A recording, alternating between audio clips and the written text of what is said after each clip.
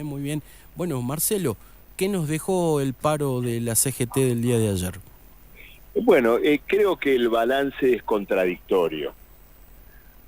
Por un lado, tuvieron lugar movilizaciones importantes, no solo en la Plaza Congreso, sino en todo el país. Mucha gente, incluso no perteneciente a sindicatos, buscó expresarse en las calles, pero al mismo tiempo el paro sintió el fuerte golpe del funcionamiento del transporte, que habilitó a muchísimas patronales a ejercer la presión que se ejerce en esos casos sobre trabajadores, a lo mejor no agremiados o incluso precarizados, a concurrir al trabajo justamente con el argumento de que se pueden transportar. Desde el punto de vista de la cohesión, de la contundencia de un paro, bueno, eso fue un golpe fuerte, infringido por la propia dirección de la CGT, que habilitó siempre el paro con la excusa de que de esa manera la gente iba a poder llegar a la Plaza Congreso.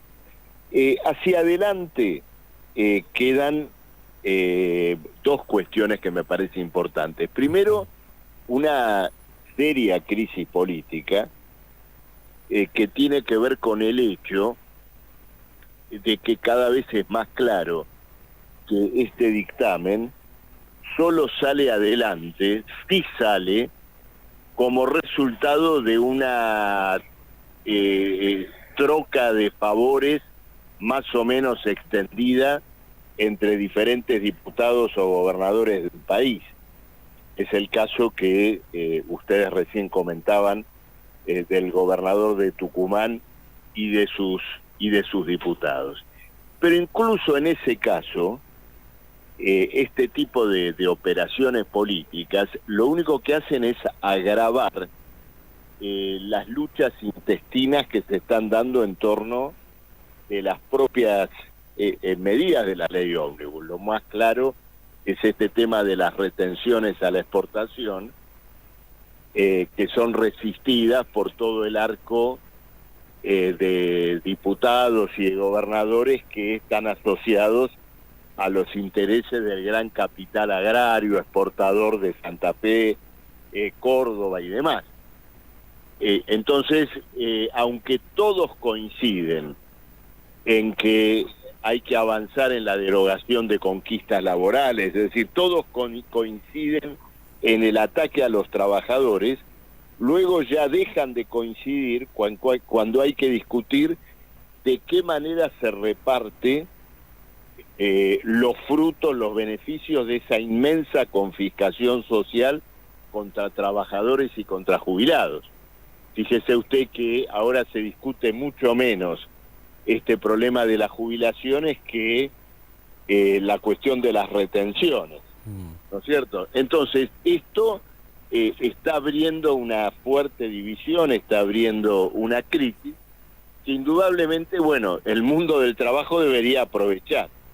Ahora, el carácter mezquino, rutinario y sin duda burocrático con el cual la dirección de la CGT encaró este paro y todo el proceso político, buscando evidentemente una negociación. Ayer yo lo escuchaba en un programa de televisión a Héctor Daer revelando sus reuniones iniciales con el gobierno y con funcionarios del grupo Techín, que son un poco los ideólogos de la reforma laboral que quiere Milei. Y Daer señalando que se escuchó y después se esperaba que se enviara una ley al Congreso y salió el DNU. Entonces parece que el mensaje de la CGT no es el retiro de estas leyes reaccionarias, estas medidas contrarias a los trabajadores, sino, bueno, discutámoslas en el Congreso. Y por eso, bueno, después de este paro, por parte de la dirección sindical, parece mucho más un paro para cerrar un proceso que para abrir otro. Y cuando digo cerrar, es dar por concluida cualquier lucha cuando esta ley se haya sancionado. Creo que, de todas maneras, la inquietud popular que existe hoy excede por mucho estas maquinaciones. La población está terriblemente sacudida por lo que implican los aumentos de precios, los aumentos de tarifas que se vienen en el gas, en la luz, en el transporte. Bueno, y un rumbo para derrotar esta escalada confiscatoria sobre el salario, sobre las jubilaciones, va a tener que ser emprendido en forma autoconvocada, es decir, en una iniciativa que los trabajadores desplieguen en sus propios lugares de trabajo, en la coordinación entre un lugar de trabajo y otro, es decir, buscando la propia iniciativa y de esa manera, digamos, el camino de una lucha porque cuyo alcance, cuya extensión sirva de verdad para terminar con lo que es verdaderamente un paquete de guerra contra los trabajadores. Marcelo, da la sensación, ha pasado un poco más de un mes del inicio del gobierno de Milei, pero da la sensación que esas hordas de juventudes libertarias no existen. Da la sensación también, y de hecho el gobierno ya no lo nombra más, a este 56, 50 y pico % que sacó en las elecciones, que ante las primeras medidas siempre lo sacaba a relucir y decía, bueno, nos ha votado más de la mitad del país. De hecho, los legisladores de la propia oposición reconocen a este como un gobierno débil, pero para que avance tiene que haber una banca, y da la sensación que la banca viene incluso de la propia oposición, y bueno, ahora metías también a la CGT ahí en el mismo paquete, digamos. Claro, lo que vos estás señalando es lo que en el ambiente de los naipes, ¿no es cierto?, se llama cantar el retruco con 2 cuatros.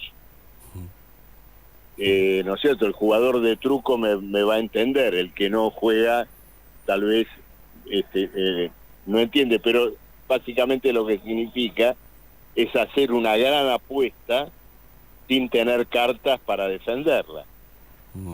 Y acá lo que tuvimos, sí, efectivamente, Milei tuvo el 56% de los votos en un balotaje.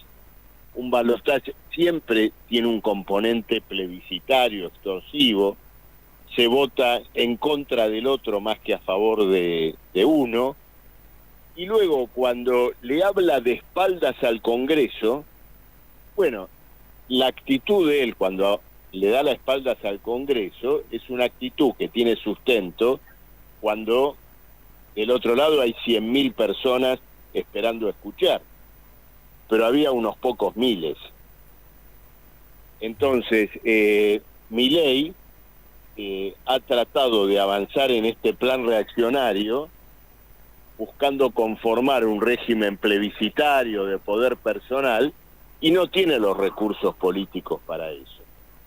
A pesar de la colaboración que toda la oposición llamada dialoguista le ha tratado de dar para sacar este dictamen, lo cual habla de la postración de partidos como el radicalismo, el Partido Justicialista, y ni que hablar del macrismo, en torno de los intereses reaccionarios. Uh-huh. Sí, es bastante curioso, ¿no? Que, bueno, hoy justamente lo veía Rogelio Frigerio, que decía que es gobernador, pero bueno, es uno de los integrantes, fue parte del gobierno del PRO y demás, que decía, no, este es un gobierno frágil.